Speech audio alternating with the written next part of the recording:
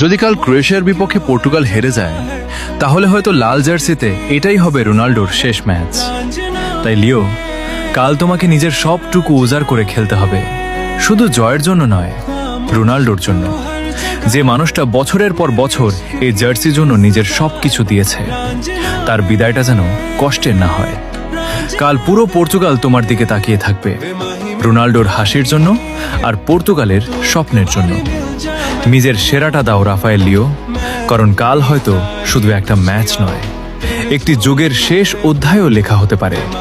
তাই শেষ বাঁশি বাজা পর্যন্ত লড়াই করো, যেন রোনাল্ডো মাথা উঁচু করে লাল জার্সিটাকে বিদায় বলতে পারে। যদি কাল ক্রোয়েশিয়ার বিপক্ষে পর্তুগাল হেরে যায় তাহলে হয়তো লাল জার্সিতে এটাই হবে রোনাল্ডোর শেষ ম্যাচ।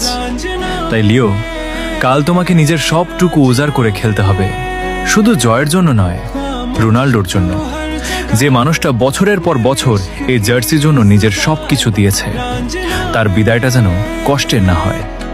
কাল পুরো পর্তুগাল তোমার দিকে তাকিয়ে থাকবে, রোনাল্ডোর হাসির জন্য আর পর্তুগালের স্বপ্নের জন্য। নিজের সেরাটা দাও রাফায়েল লিও, কারণ কাল হয়তো শুধু একটা ম্যাচ নয়, একটি যুগের শেষ অধ্যায়ও লেখা হতে পারে। তাই শেষ বাঁশি বাজা পর্যন্ত লড়াই করো, যেন রোনাল্ডো মাথা উঁচু করে লাল জার্সিটাকে বিদায় বলতে পারে।